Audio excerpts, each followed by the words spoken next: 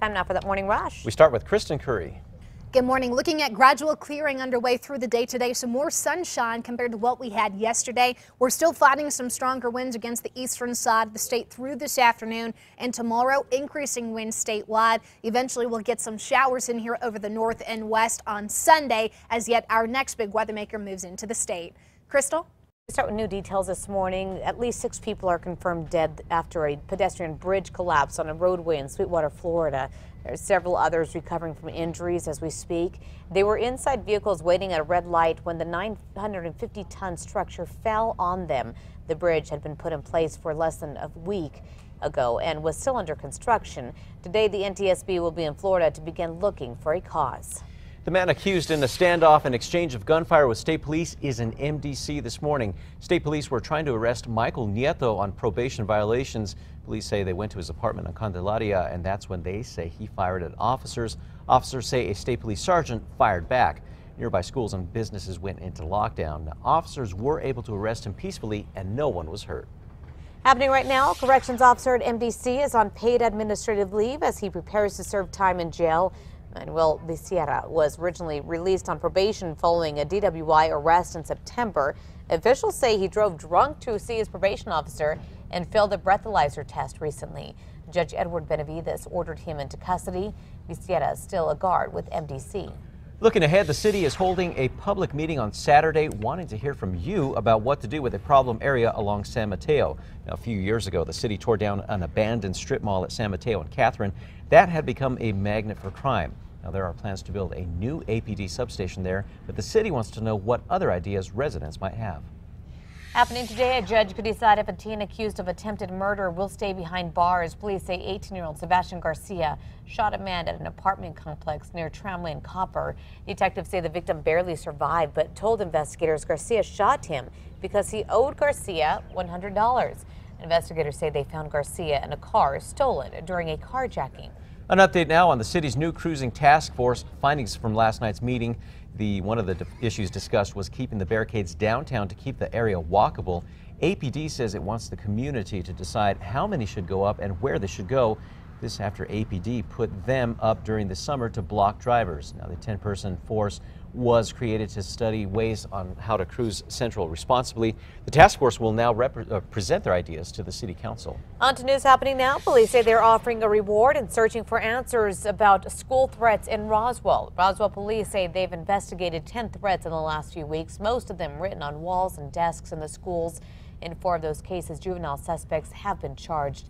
If you have any information, you're asked to call Chaves County Crime Stoppers. There is a $500 reward. New this morning, federal wildlife managers are investigating the death of 2 Mexican gray wolves. Federal officials say the animals were found dead in Arizona in February. Authorities did not release any details about a suspected cause or exactly where they were found. Now, the 2 deaths are the first to be reported in 2018. On to new news this morning. We're learning the state of Oklahoma is planning to use nitrogen gas to execute inmates when they resume using the death penalty. It marks the first time the state would use the gas to carry out capital punishment. This comes after several botched executions in recent months. The state's AG says the change is because they can't get their hands on drugs used for lethal injection. New this morning, South Korea is firing back, asking President Trump for clarification. This after a recent statement from the president to withdraw U.S. troops from South Korea if he can't get a better trade deal with Seoul. Now, the South sees it as a threat and say they don't believe it's ideal to link economic issues to withdrawing troops. The president made the comment in a fundraising speech in Missouri. Happening right now, President Trump's oldest son, Donald Trump Jr., is separating from his wife. Vanessa Trump filed for divorce on Thursday. The two have been married 12 years. They have 5 children together. Donald Jr. and his brother, Eric, have been running the Trump organization since their father took office. Kristen. Time now for a check on that Metro Threat Index. You can see that's at a 2 because of some chilly temperatures we have out there this morning and breezy conditions at times. Those winds about 10 to 15 miles per hour. Stronger winds expected tomorrow. Sarah?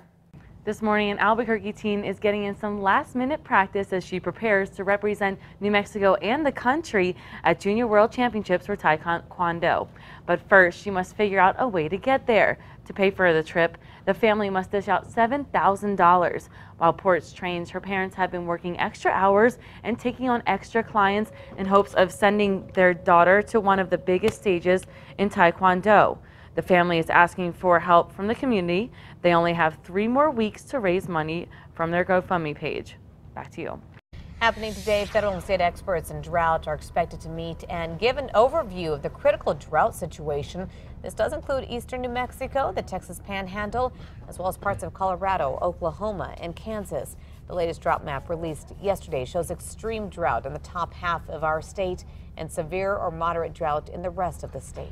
New this morning, some Allsup employees have a reason to celebrate. The company is giving out $1,000 bonuses. According to the Santa Fe New Mexican, the company says bonuses were dished out to all full-time, non-executive employees who have been with the company at least 1 year. The company says it's all due to President Trump's tax overhaul. On to new news this morning. The Food and Drug Administration has taken the first step in the process to drastically cut nicotine levels in cigarettes so they aren't as addictive. FDA officials estimate about 5 million more people would quit cigarettes within 1 year if nicotine limits are put in place. Currently, about 15% of U.S. adults smoke. Kristen. And good morning. We do have a major traffic alert to tell you about. We have a rollover crash involving multiple vehicles on I-25 southbound near Highway 550. This is just south of Algodones. Major delays expected. We already see the backup there on some of those road cameras. So if you do take I-25 southbound near 550, you are going to want to factor in plenty of time to get to where you need to go this morning. All right, light it up and work it out. That's the mantra of Break the Stigma Fitness in Wheat Ridge, Colorado. The owners call it the first cannabis-friendly fitness facility in the world. The workout facility doesn't sell marijuana. Instead, they gift it for free to their customers as samples. The gym is open to the public, but you can't just walk in and take part. You have to request an invite via email and then provide registration information. That recreational marijuana is legal in Colorado, and owners say it should be an option for fitness. Well, there you go. A little something for everybody. Time for the 5 facts. Start with number 5 here. Number 12, New Mexico State Aggies are in San Diego this morning preparing to take on 5-seed Clemson. How did the Aggies get here? They defeated GCU to win the WAC conference title, giving them an automatic bid into the NCAA tournament. And MSU fans pretty optimistic this morning that they can pull off the win with the new coach at the helm. Even former President Barack Obama has the Aggies beating Clemson on his bracket. Tonight's game tips off at 8:57 p.m. The game will be broadcast on True TV. At number 4, Uber will be offering low-cost or free rides over the St. Patrick's Day weekend. The rides will be available beginning at 4 p.m. and will last through Sunday at 4 a.m. You will have to enter the code ABQGreen18. And Bernalillo County has contributed $55,000 from a liquor excise tax. The county will cover up to $10 per ride in Albuquerque. At number 3, looking at strong winds again across the eastern side of the state today. Western and central areas, these will be lighter. Your temperatures a little cooler. Stronger winds expected tomorrow. On Sunday, rain and snow over western, northern, and central New Mexico. Stronger winds across the entire state with temperatures below average Sunday into Monday. At number 2, teen killer Nehemiah Griego is waking up behind bars, this time at an adult jail. Griego killed his parents and younger siblings in 2013. He was sentenced as a juvenile and was supposed to be released on his 21st birthday next week.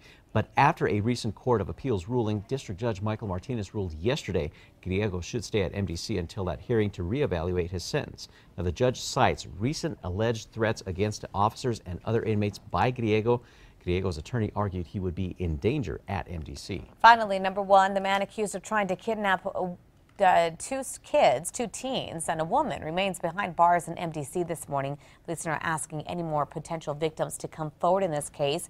APD says 25-year-old James Carter is accused in 3 attempted kidnappings happening within the last week. Police say in the latest incident, Carter is accused of attacking a 14-year-old girl walking home from Eisenhower Middle School by grabbing the girl in a chokehold, then dragging her back to his car. Police say drivers who witnessed this saved the girl. They were able to give police his license plate number. Police say they were able to tie Carter to 2 more attempted kidnappings, one involving a 17-year-old girl in the foothills and a 52-year-old woman out for a run along tramway near Copper. He's facing several charges this morning. Well, there's a whole lot more ahead for you in our 7 o'clock hour over on Fox New Mexico.